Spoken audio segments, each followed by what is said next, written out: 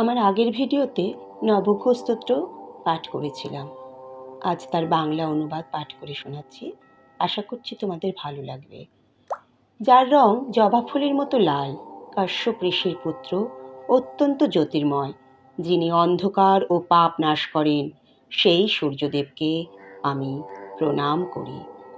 যার রং দই, শঙ্খ ও তুষারের মতো সাদা, যিনি ক্ষীর সাগর থেকে উৎপন্ন, শিবের মুকুটের অলঙ্কার, সেই চক্রদেবকে আমি প্রণাম করি।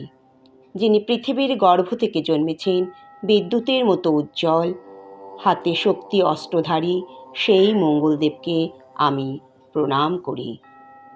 যার রং পিয়ঙ্গ ফুলের কুঁড়ির মতো শ্যামল, রূপে অতুলনীয়, যিনি শান্ত ও কোমল স্বভাবের, সেই বুধদেবকে আমি প্রণাম করি।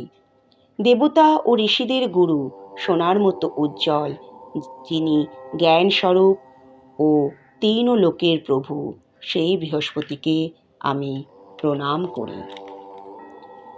যার রং তুষার, কুন্দফুল ও শাপলার ডাঁটির মতো সাদা, অসুরদের গুরু, যিনি সব শাস্ত্রের বক্তা, সেই গুরুদেবকে আমি প্রণাম করি।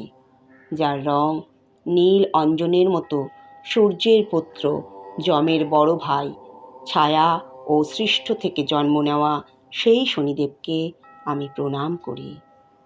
যার শরীর অর্ধেক খুব শক্তিশালী, সূর্য চন্দ্রকে গ্রাস করে, সিংহিকার গর্ভে জন্ম নেওয়া, সেই রাহুকে আমি প্রণাম করি।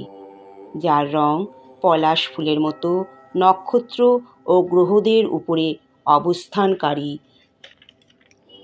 যিনি ভয়ঙ্কর ও তেজস্বী, সেই কেতুদেবকে আমি প্রণাম করি।